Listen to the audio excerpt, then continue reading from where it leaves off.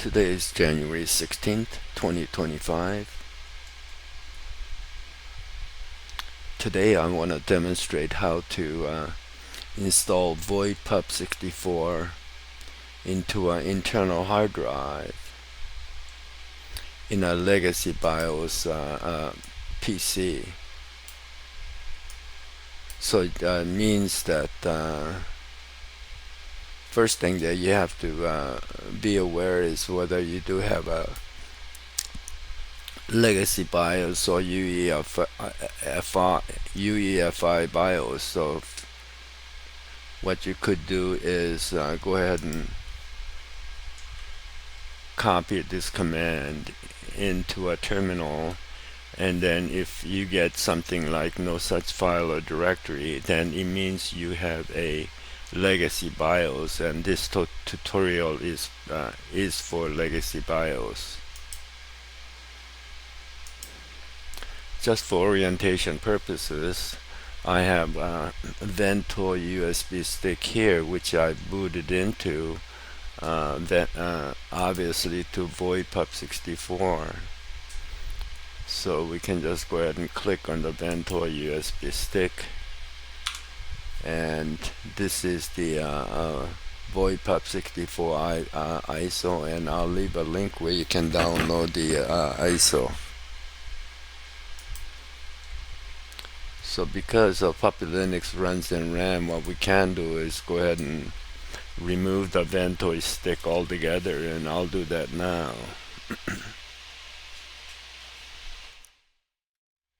So what we have is external hard drive, which I'm recording this video to, and it also has a Puppy Linux ISO that we will need.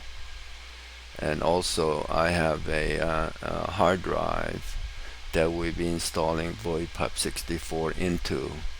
The first thing what we have to do is that we need to start up a Gparted. So F12, we'll go to System, and then go all the way down to Gparted, and we'll be partitioning SDI. So we'll go to SDI here, which is 60 gig, and because we'll be installing it into legacy BIOS, what we have to do is create partition table in MS-DOS.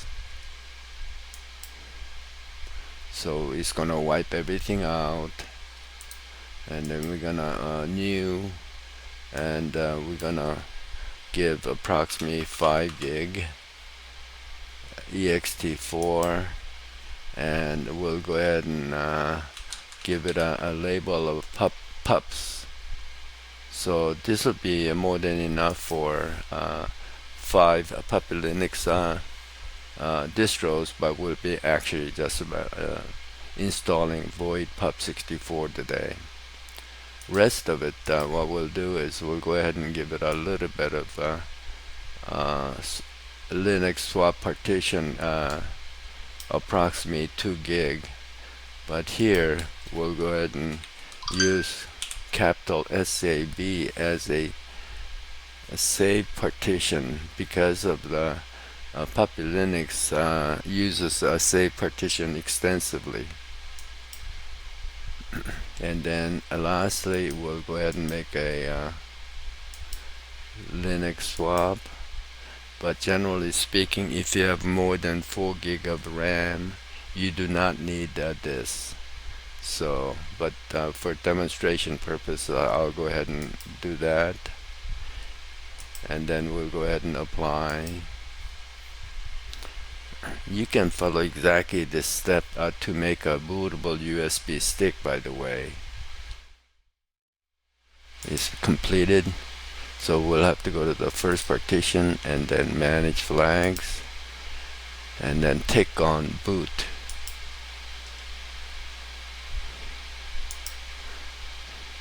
So now the internal hard drive is ready to have a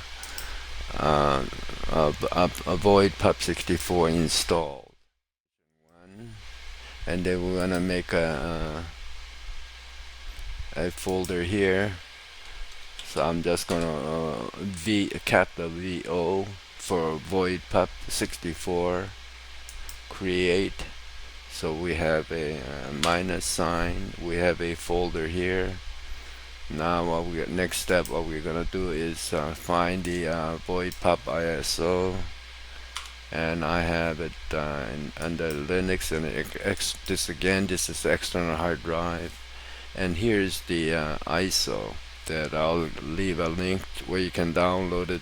So we want to open it, and then yes, and then minus key. As a general rule, what you want to do is copy the .sfs files. So there's 4, 1, 2, 3, 4. Usually 4 or 5 in most of the Puppy Linux. Plus you need 2 more. So you need the kernel, vmlins, and then initial set of instructions, init.rd. So what we want to do is just go ahead and drag them into the folder. Now the hard drive has basic Puppy Linux VoidPup64 files in them. So that's second part is finished. Now we want to have to make sure that it boots in from it. So what we're gonna do next is F12 again, setup, grub for DOS. So we have to grub for DOS, and we want to search only here. SDI is the one. Hard drive is actually SD card. And then we also want a legacy compatible menu list. Okay. And then just for simplicity's sake, we'll just go ahead VO, and then everything is fine at this point.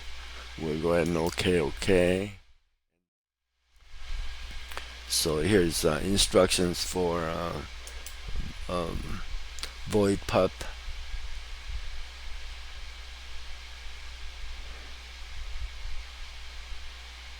And then we want to go ahead and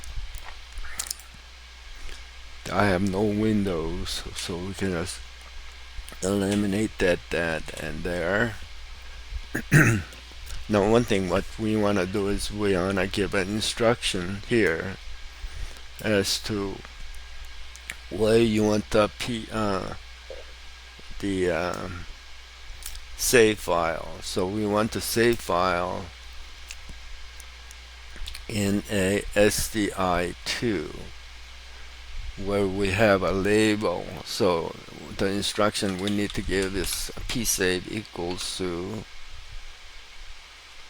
SAV, which is the label of the partition, and then within it we want to go ahead and so here's SAV.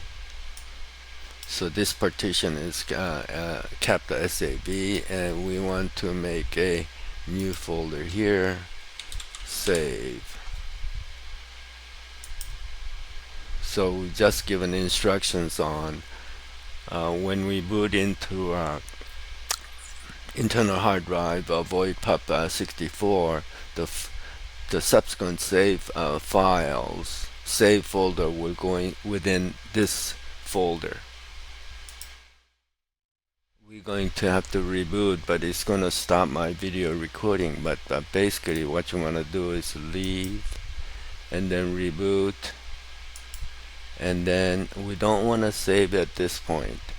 Okay, so it's no, and then make sure you take out the ventoy USB stick, which I already have, and you should boot from the internal hard drive next.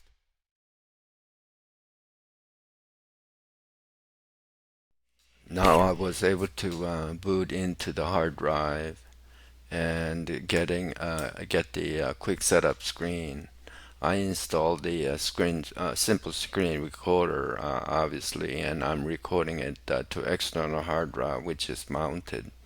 So let me just quickly go through here and page down America and Los Angeles. So that's okay. Time from internet is good. Okay. And then synchronize is okay. So after initial quick setup, you need to reboot and make a first save folder. So I just wanted to make sure that that's done correctly. So what we can do at this point is I have to be a little careful so I don't mess up screen recording, but we're going to go ahead and log out, reboot, and then we want to save. And then it's going to get just a normal without encryption is fine. And save folder is what we want. We don't really need to put anything here. And then I think I can go one more without messing up recording. So let's go. And then just save. So it's going to save in the right place. So the second partition, which is correct, and then in the save folder. So that's all confirming. I'm going to stop right here.